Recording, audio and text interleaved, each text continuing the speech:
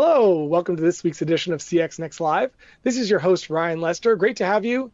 For our first time guests, welcome to this week's episode. This is a forum focused on the world of customer experience, helping people understand technology, strategy, really how they can better understand their customers' needs and to better engage with those customers and their employees. A big aspect of customer experience is the world of technology. Technology becomes a transformational element. Many of us are feeling that today as we're working from home or buying online.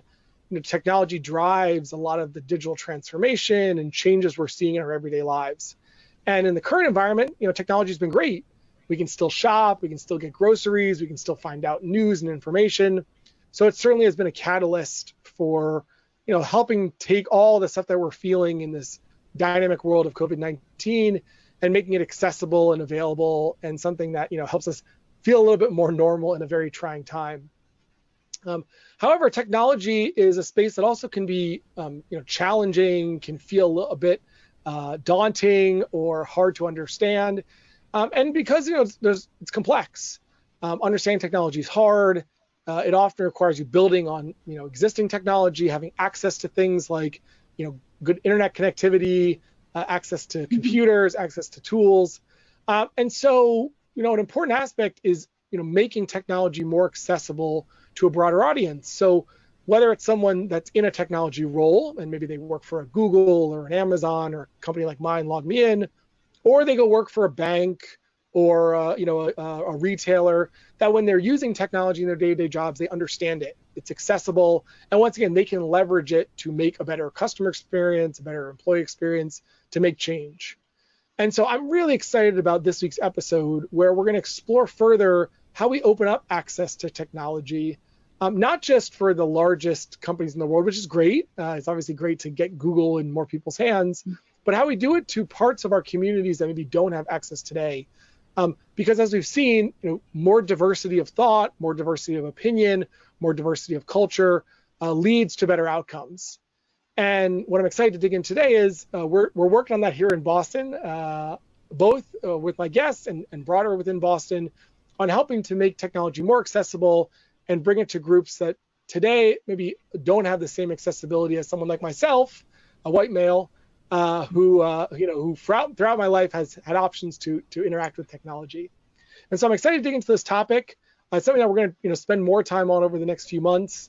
As part of a broader trend of how do we make technology more accessible and do it through the world of delivering better experiences for our customers and our employees. So with that said, I'm really excited to invite my guest this week, Bridgette Wallace. Bridgette is the founder and executive director of G-Code, which is an organization focused on bringing technology, education, and a better career paths to women of color, or women diversity. So Bridgette, welcome. Great to have you join. Thanks. Nice to be here. Thanks, Ryan. Yeah, so talk a little bit more about your background. I know we've had a couple of prep calls. It was really wonderful getting to know you. You're an out-of-the-box thinker who pushes hard for equality and inclusion, and really helps those that are undervalued or overlooked. And I think that's Sure. A wonderful area to be passionate about. You have goals around helping people, helping our pipeline around Boston's innovation, by focusing on getting more women of color, opportunity to things like once again education, housing, technology, access to jobs, many things that put them on, once again, if I look at myself, a similar footing to me when I was starting out my, leaving high school, going to college, and then looking for my first job, giving them that equal footing to contribute and drive change that we're all looking to do. And what we're going to spend our time in today is really exploring more about you and the organization you built out in G-Code. But what I'm excited about kind of starting out that journey is hearing a little bit more about your background. And I think what are some of the kind of the fundamental things that made you who you are, and then how that tied into the work now you're doing at G-Code. So let's start a little bit more about your background. Sure. So again, thanks for having me, Ryan. I appreciate it, and happy to share this platform with you and to talk about who I am and my goals and the program that we launched most recently, G-Code House. So my family immigrated here from Jamaica. At the time, it was a family of 13, so it's fairly large. And again, as most families do that seek to uproot and sort of settle someplace else, they're in search of opportunity. And that's what my family was looking for in terms of my grandparents for their children, and me being the first grandchild. And that's what was afforded me when our family came here. And so that was always part of how I viewed the world, was in search of Yes. opportunities, and then how could I contribute and make the world a better place for others, because that opportunity was given to us. That's great. So, And just so that's interesting yeah, too. Just one quick comment is, so yeah, it's sure, interesting sure. you came with your grandparents. I thought you were Yes, one of 13 in the sense of your family, but that's interesting that you came as three generations yes. coming to the US, Jamaica, which also makes for it, more complex and different and also interesting perspective. Yeah, absolutely. And when families from the Caribbean are thinking about sort of immigrating, lots of people tell them to go to either to Europe, or even if they come here to the States, it's normally to settle in the South. But we were encouraged to go north. And at the time that we came, busing was the major issue, right? And so we came right in Yes, the height of busing. And then our yes, family, we bought a house in a neighborhood that at the time was predominantly white. So we integrated the community. But what was interesting at the time, well, like my first best friends were two little white girls, and they, Michelle and Sue, and I would never forget them. I'd go over to their family's house and share sandwiches, and I never felt sort of the racial tension that's occurring now, even though yes. there was that turmoil. It was there. We were one of the first Black families to integrate our neighborhood. I still felt as if I was part of a community and part of a neighborhood, and even with us being one of few, I had a great childhood, right? Because the neighborhood did begin to change and more families of color moved in, but we still had sense of neighborhood, sense of place, sense of connection.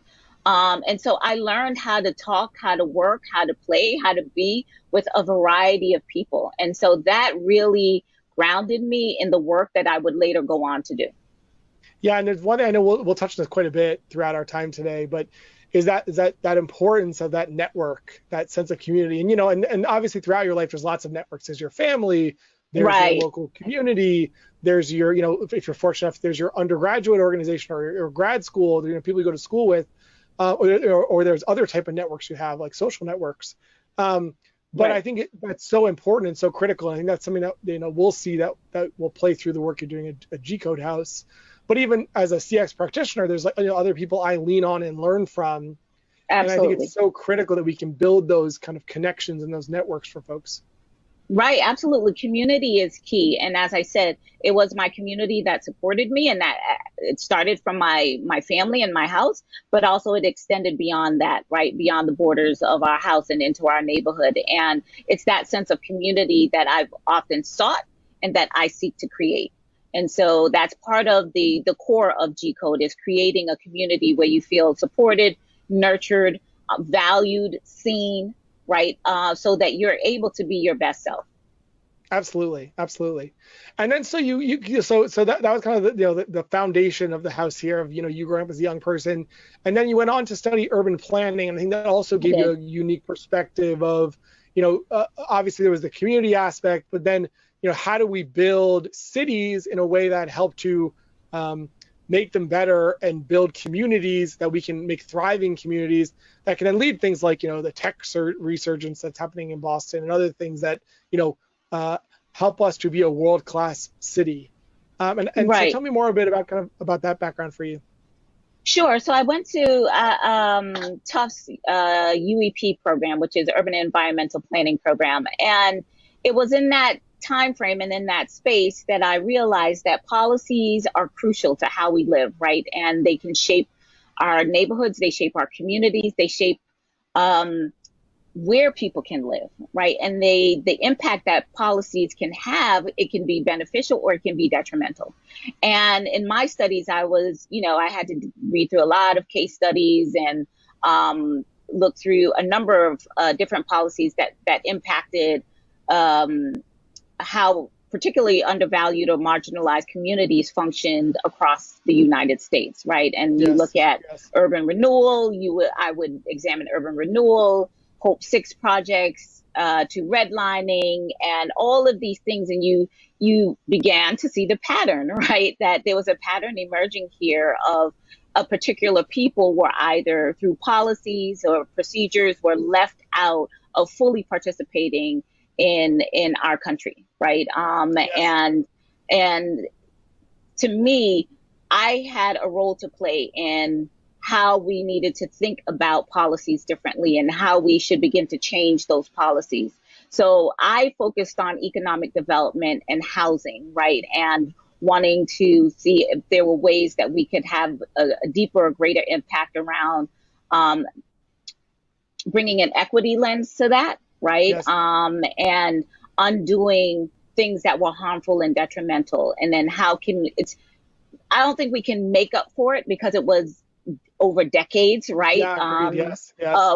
Of discrimination and certain policies that left a certain group out.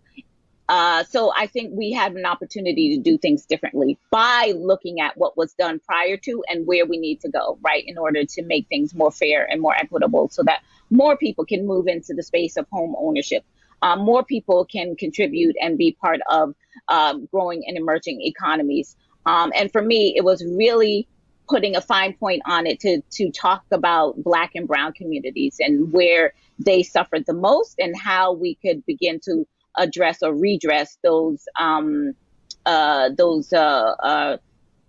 policies or harmful policies and practices that had long-term sort of consequences on generations of people. Yeah, absolutely. I mean, I couldn't agree more. And so living in Boston, there's so much history here. The house we have here was built in 1839.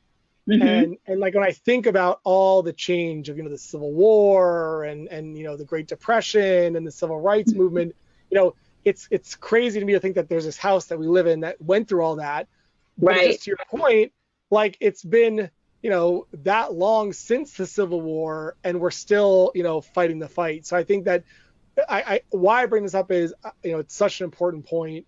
And I think that, I commend you for, focusing in on this and making this something you want to tackle. I think on the opposite side of it, change is hard and we've seen change is hard. And so it can feel daunting and can feel, overwhelming of just, why can't we get over this hump? And so, and this is a good place then to kind of push you on, what was the spark that kind of led you from knowing this is a problem, having passion around it, to then getting into the work you're doing now. Yes. Let's talk a little bit kind of what was the kind of key drivers that got you to where you are today. And I know some of that kind of started with a house. Right. Well, so let me just even step back a little further from the house and then build up to that. So prior to even getting my master's in urban planning, I worked in the Roxbury neighborhood for the better part of now 20 plus years. And so I watched the neighborhood go through transition, right? I watched big institutions move into that neighborhood. So Harvard Medical School, Harvard School of Public Health moved into the community. Again, Northeastern University and other abutting institutions began to encroach on the university. And with that, it brings certain pressures, right? And much of it focuses on the housing stock and the housing market that's there as more students move into the community. And so it began to change what was considered a community in a neighborhood, right? And it was no longer that the neighborhood was there to support and to serve the people who were already there. It was now being built to serve these institutions and their clientele, right? And the people that they needed to accommodate. And so by day, I would work for one of these major institutions. And then in the evening, I would sort of switch hats and I would become an advocate. And I would push on these same institutions and say, hey, you're not being a good neighbor, right? You need to be more vested and involved in the community. And that means the people and not just the bricks and mortar of the community. And so that has been sort of the thread that has guided me, that the capacity or the the real gems of the community are in the people, right? And Yes. wanting to get institutions to acknowledge them as being valuable, as being the commodity, as to where they should put their efforts, resources, and time into the people, right? But again, there are forces on the other side of that that are saying that, the ground or the land underneath those people are more valuable than they are. Yes. So that's Correct. why I had to wear these two hats and really fight for systemic change and to really put pressure on these institutions to look at their relationship to community and neighborhoods differently. So by the time I got my master's at Tufts, I was bringing all of that experience with me. So I was bringing that into the classroom, and it was not only allowing me to share my experiences, but I could have influence on future planners, right? Because I could talk to future planners in the class and get them to rethink how they thought about policy and the things that they should focus on as they went out there and pursued their careers. That work sort of informed what I would later come to do, which is figure out how to stop that disruption, right? And what my role was in that, because the young people that I heard from as I participated in a number of community meetings and groups was that they wanted to remain in the community. And so an opportunity came up for me to purchase a home. And that's simply what I did, was I purchased a home as a way of stopping the disruption that was happening. And it would also buy me some time to figure out how this piece of property could benefit the community, right? And it was a property that was in high demand because it was just as the market was turning, and a lot of people, again, were looking inward and were looking towards Roxbury as a place that they wanted to settle, and not just because of our proximity to different points in the city, but also because of our housing stock. So Yes. if you wanted more home, right?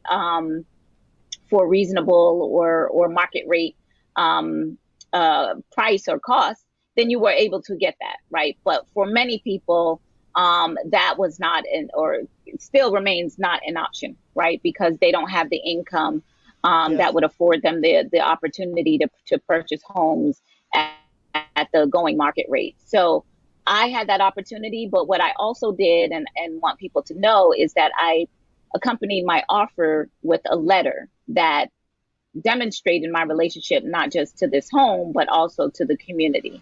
And that Yes. got the seller's attention. And from then on, we went through the process of securing this property.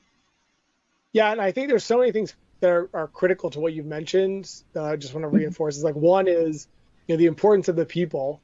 Many people move to cities because of the diversity, whether that be in, options for food or music or culture Sure. or events, or, we even talked about before we started this call of just, the parks and the diversity of like not having just your backyard if you live in the suburbs, Right. but be able to walk, within here in Cambridge, we can walk to 5 different parks. Sure. So there's that kind of like, the diversity of the experience, and that all comes really from the people. If everyone's the same, then you're gonna have all the same kind of food. You're gonna have the same kind of Right. music. And so the people bring that. But to your point, it's like if we're not supporting people to be able to stay in those communities, then we lose that first network effect of keeping families together and keeping communities together and help people to feel like, they're bought in and the community cares about them. So they want to continue to invest and make it, vibrant. And then Right. that then bleeds into things that you're talking about companies and companies able to hire people and investing in those people. So I think there's a number of things that, you kind of lived. You were like a little bit of a laboratory, or like, Yeah. this kind of petri dish of, Yes. you went through it, you learned, you understood kind of the macro effect, but then you were feeling it very much on like your own individual level. Absolutely. I want to protect the people I care about, both my family and the people around me, to keep this community what makes it great, and not have it kind of be watered down or changed, without caring for those that made it what it is today. Right. And I think that's critically important, and I think it's lost sometimes because, once again, people kind of get caught in their own blinders of, I think I know what's right for me and my family, I want a job, therefore I want a house that's close to it, and I have the means to do it. But all those decisions, those kind of macro level decisions micro level decisions have a macro level impact. And I think that all kind of help you set up to the value of creating the G Code House and really what it stands for. Yeah. So I didn't, again, in just how you summarized it, I saw that people were being looked at as placeholders, right? Yes. And then they saw the potential of what this space in the area could be, right? Yes. Who it could serve. And I was saying, Yes. no, it was doing that already, right? Yes. It just needs to be enhanced. And so looking for ways to enhance what was already being done, because the creativity, the innovation, the intelligence, just the beauty, all of that already existed and does exist in these places. It just needs to be supported. It needs to be seen. It needs to be valued and invested in. And so for me, taking a resource like a house and basically putting that down as a state that, no, we are not going to be easily moved. We're not going to be easily pushed out because of the forces that surround us, right? And that are looking to capitalize on the resources that are in our community. And as I mentioned to others, that oftentimes when technology companies move into certain communities or cities, they often settle near urban centers or urban areas where lots of Black and brown people are. And that is driving the gentrification. And for me, it was, you have a responsibility, right, to those communities. You have a responsibility not only to see those, the residents of those communities as possible employees and invest in them so that they are able to work for your companies and bring, their experiences, their background, who they are into those spaces to diversify, as you said, the diversification of thought, of experience, of all of that, right? Of gender, of race, of sexual orientation, all of that into those spaces. And you also have an opportunity to invest in those areas. And what I mean is really making making substantial investments in terms of not just the people, but also the infrastructure there, right? And ensuring that that community remains affordable for the people that are there, right? And not just for the employees that you currently have or hope to have as part of your company, so that they're able to have the comforts and the proximity to work, but look at the people that are there and saying, no, we want to make an investment in this community. We want those people that are already here, who have made it possible for us to be here, essentially. Well, and made it desirable for us to be there. And made it desirable, exactly. Right, exactly.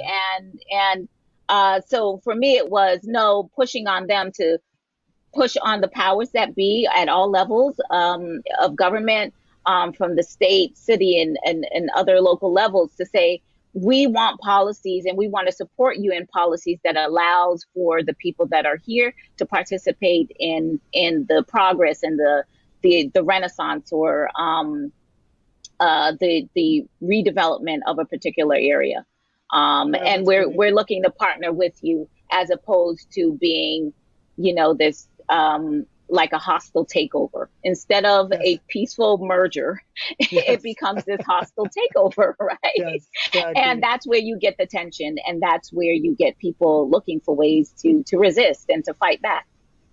Yeah, absolutely. And I'll tie back, and I want to talk a bit more, but I'll tie back also. I think what also is really important is, so once again, this series is more focused on customer experience, and so much of that is like empathy. It's like understanding your customers' needs to then better meet those needs and make them feel satisfied and happy and aligned with your brand. And it's like similar with your employees. Like, what do your employees want?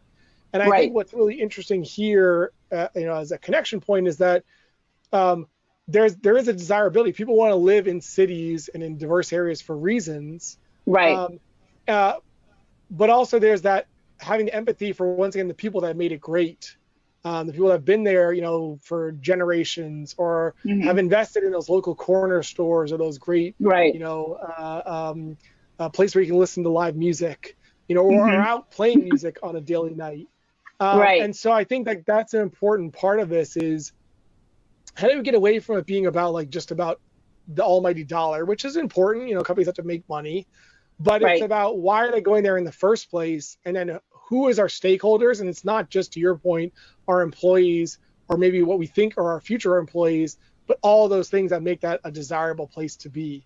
And it's also Right. why universities have thrived in cities, and why great companies come out of cities, and Hmm. whether it's a small city that's in Kansas, or it's a place like Boston, it Right. still is about getting people together to kind of rub elbows and share great ideas and make change.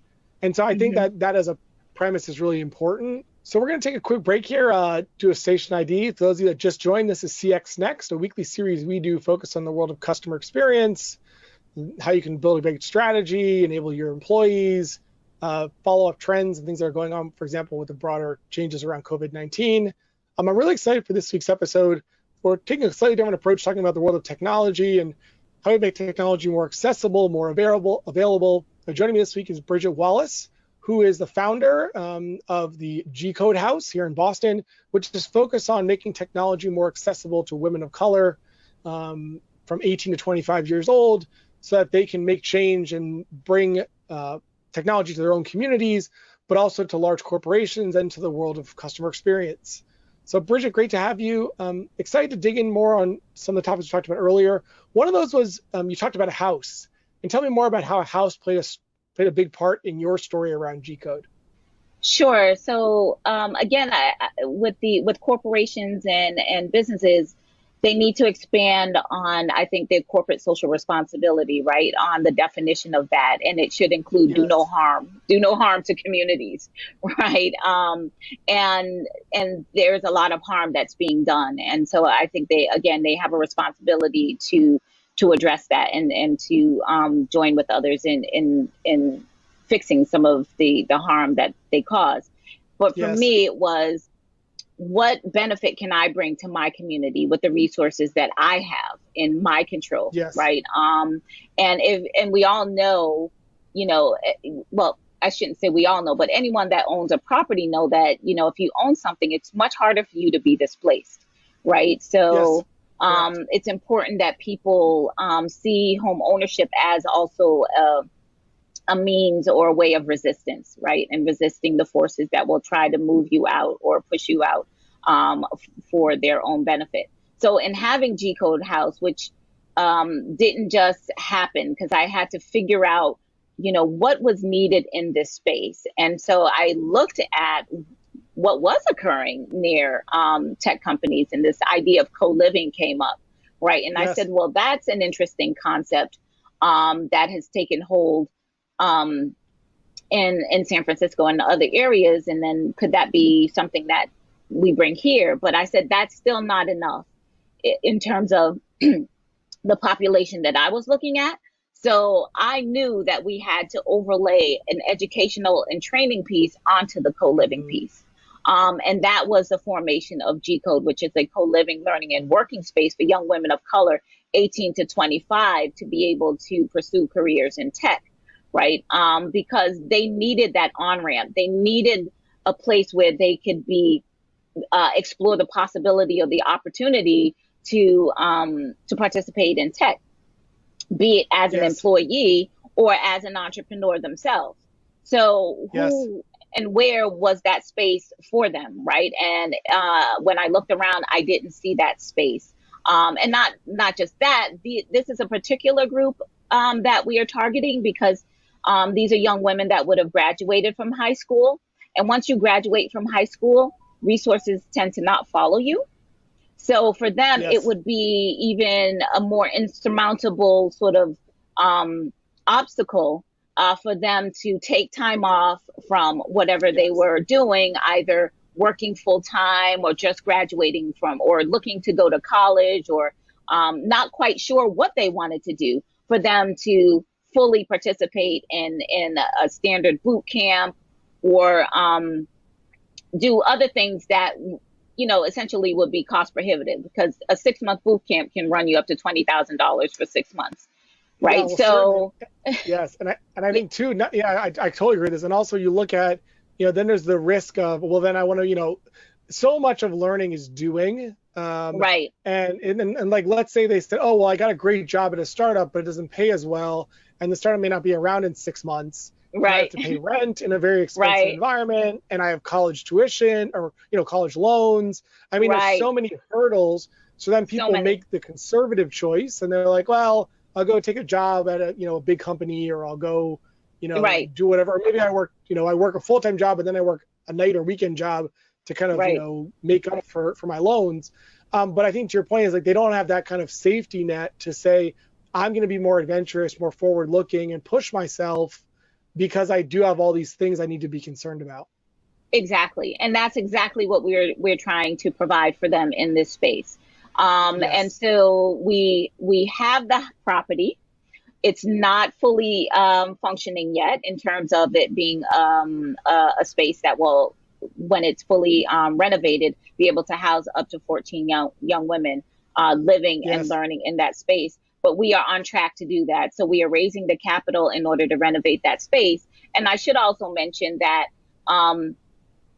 I wasn't thinking about it at the time, but now that I reflect on it, is that we were much more forward thinking with this concept of living and learning prior to COVID hitting. Because had we been in Yeah. that space, right, it would not have been such a disruption to us, because learning Yes. would have already been taking place there. So to get communities and institutions to think differently about where learning can take place, and how to make those environments suitable for if we are, ever impacted, or when we do get through COVID, and if we are ever impacted by something like COVID again, that we can think about spaces differently, so that those things, so that the impact or the disruption is not as great, and we can mitigate some of that. So again, there's this real challenge and push to get this space for a purpose like that, but also a space where young women can be themselves. Young women, particularly Black Yes. and brown young women, can be themselves. They feel safe. They don't feel like the other. They have the space, time, and opportunity to think, to create, to be, and to pursue an area that, as you mentioned from the onset of this, that touches everyone or each of us, every area of our lives, right? Which technology does. And if you Yes. don't have all voices at that table, then I don't think we're doing technology well. So this gives not just the young women an opportunity to participate, but it also says to different tech companies that we are creating a space, right, where you can also have an impact on that space as to what you're looking for in an employee. And Yes. we can help to build and create and invest in that employee. So when they go out to work for your companies, that you are getting a leader, someone who's Yes. ready day one to really to engage in that environment, and will be bringing their whole self, and not just who they are as a person, but all the talents and the skills that they've garnered from this experience into that space. That's wonderful. Yeah, I totally agree. And there's two things that, I felt, well, one's a common theme, and then one I want to push on as well is, Sure. there's very much that community aspect. So I think that's great. It's like, you're there with people who are doing similar things. And I think one thing, the age group is great of, when I was 18, I was a very different person than when I was 25. You're 18, you Right. think you know everything, and you're ready to Right. take on the world. And then when you're 25, you're a little more aware. You're not totally aware, but at least you have a better perspective. Right. So there's that sense of that network effect of, we're in this together, we're learning, we're exploring, we're sharing, which is awesome. And it gives them that kind of perpetual place to go back and either Yes. share new insight or go back and work through challenges together. And once again, I think Absolutely. people get that through other ways, but I think this is a wonderful way of doing it for a community that's really underserved. Hmm. And then the second thing I think that's really interesting is, I think too much we've under-indexed the role of kind of the master and apprentice. Right. I think it's a negative connotation, and I don't mean negative. Maybe negative is not the right word, but it has a connotation to like the trades of, like, Hmm. the vocational skills of, I'm an electrician Right. or whatever else. which don't obviously have the same. They're different than seeing the world of technology. But I think there's so much to, and this is one thing I think that's been hard with COVID, is like there's so much to sitting next to someone and learning from them by watching them do work. Right. And so much that's so great about this is, you may have someone you learn from that has a different set of skills or a different discipline or whatever else. And so you're gonna learn that, but you also may learn from seeing how they work through a problem. And what I think is so great about this is you're putting all these people together to learn together, and the people that are masters at certain skills will teach others. And all that cross-pollination is so valuable. Absolutely. And it would be something that they would have a really hard time to get access to. And going back to your point of we're creating these leaders to go into companies and make change, and they're doing it once again by kind of learning through others in an environment that's very conducive to doing that. Absolutely. Yeah. And my investment in these young women, again, it's a proximity thing, right? Because I'm a mother. I was a parent that was single, and I looked at my daughter's success, as she is currently working in the tech field. And so she works for Adobe. And I reflected on what were the things that sort of contributed to that, right? And it was of course, not having a strong foundation, a family foundation, but also she never experienced housing insecurity. Yes. She had the ability to think and to be and to explore, and then she had a network that she could readily tap into. And if there was something that was challenging to her, if I didn't have the answer, I could tap into my network and get that response for her. It's important to have those networks, right? It's important to have those connections. And that is what I'm trying to recreate in this space, and in this initiative called G Code House, is affording these young women the opportunity to do so. Because if you only see the world as being problematic, then that's all you will see, right? But if you see the world as having possibilities, then you will either look for or create opportunity. And that's what we're trying to do with G Code, is to create opportunities for these young women to transition into tech. And we know that the numbers in terms of Black and brown young women in tech is abysmal, right? That there are, it's lacking. But we also know that Black women are the fastest growing entrepreneurs, right? And that they are innovative, enterprising, they make something out of nothing. So why not harness those talents and abilities, right? And give them and provide wraparound supports for them so that they can be successful in that space. And then I will also mention that centering this in a community where, as I started or mentioned from the outset, is that when the young people said they wanted to remain in the community, this moves into the space of wealth creation, right? Because we know that many of those opportunities in tech are make it possible for young people to have salaries that are pretty competitive. So the idea of creating or investing in young women so that they can remain in the communities, their beloved communities that they've grown up in and want to put down roots in and contribute to, that's part of why we are doing this work as well. So that something becomes affordable when you can afford it. So if we can increase their income, we can help them to build wealth. We can help to invest and build our communities where it's a community for all and not just for the few. That's great. And the last thing I would say, and I think that's all wonderful. The last thing that's also really inspiring to me about all this is that, and I'm not using the word. I don't want to cheapen this in any way, but I'm using the word intentionally of like. What you've built is very repeatable, and like I don't think you're going to franchise it. That's the word I'm trying to be cautious about. Why I really like it is because, anybody that feels inspired can go buy a house, and obviously they can't do everything you've done, or they could, but I mean, like, there's a lot you've done here that I think is very hard, a heavy lift. But what I also like about it is it's very action oriented and feels very like, like this is change we can make in every city in the U.S. in every country, every country in the world. And if every year we're putting out, 15 Black and brown women that make change in technology, that 15 can become 45, can become 90. Right. And so to me, it's very, I always like saying, big change comes with small steps. And I Yes. think you've already made big change. So like, you're through your small steps. But I Right. think look at it from a world perspective, or even just the world of technology and tech companies, the macro sense, the small steps you made are very repeatable. And I think are something that either tech companies can look to invest in further, people that are passionate can invest in further, and as a community, we can invest in further.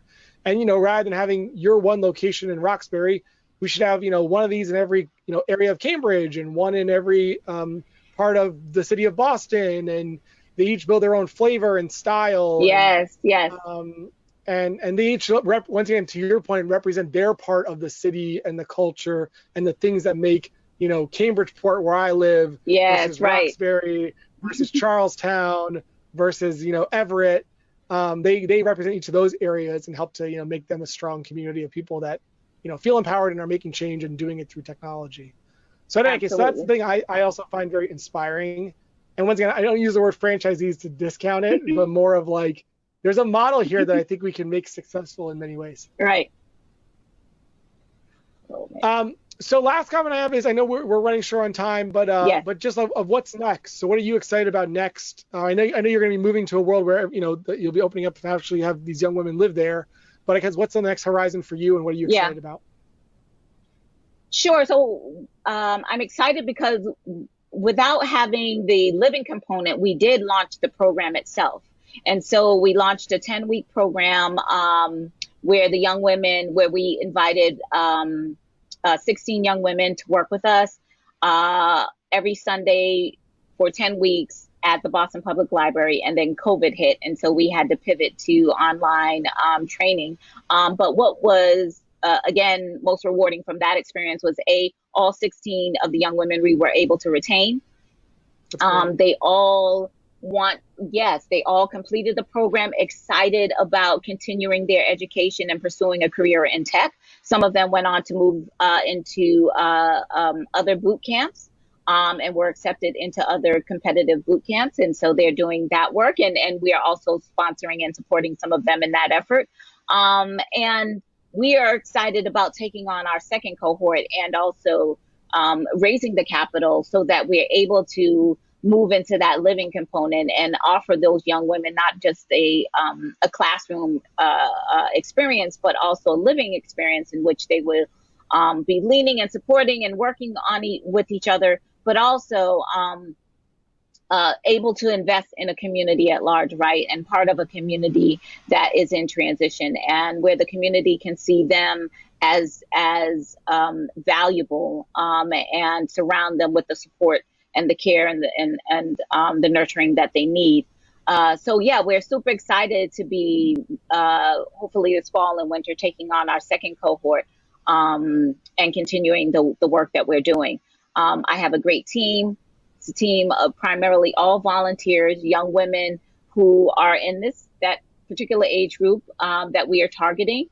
And the feedback that we got from the young women that participated in the program was they finally found a space that felt like it was for them. That's great. And where they were seen and they were valued. And they said even when the men came in to be instructors or mentors or to work in that space, they were the other, right? They did not consume that space. The space was still centered and focused around these young women and what they needed. We were able to create this environment for them where they could express who they were and bring their entire self into the space. So for that, we see that as a success. We see that what we are creating, even outside of having the living component, is embedded in the core of who we are, which is, again, to create these third spaces for young Black and brown young women to feel valued and invested in. Yeah, that's wonderful. That's awesome. Yeah. Well, I really enjoyed our time today. I think you're once again doing great work. I think the story is certainly inspiring. And I think it's, an area that as someone who lives it, here in Boston, I'm really excited that you're making this change here, and excited to hear more about this journey as, you go with the second cohort and as things continue to evolve. So I want to firstly say thank you so much for joining. Yeah. And thank you for having us. And please join us on this journey. You can definitely go to our website at www.thegcodehouse.com. You can make a donation there. You can sign up to be a mentor or an instructor. And we also have launched the crowdfunding campaign through I Fund Women, and you can find us there as well. And so we're happy to have you participate in this process with us. That's wonderful. Journey with us. Thank you. Yeah, that's great. We'll post all that information in our social posts, and then we'll also post it in the blog. And then, it'd be great. We'll try to connect again in a few months to have you back. And as you're going towards the second cohort, that'll be great.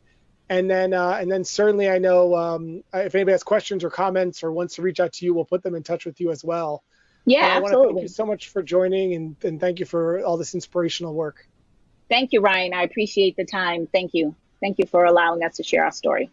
Yeah, absolutely. My pleasure. So finally, I want to thank everybody out there who joined this week's episode of CXNext Live. It's great to have you here. Once again, this is a weekly series we do focused on the world of customer experience, where we touch on topics around technology, strategy, investing in our people, investing in our processes to deliver a better customer experience and make our organizations better. Please check back in. We love getting questions and comments from all of you out there. We'll be doing our weekly series going on throughout the rest of the year. And so thanks so much for joining. Please take care of yourselves and come back again soon.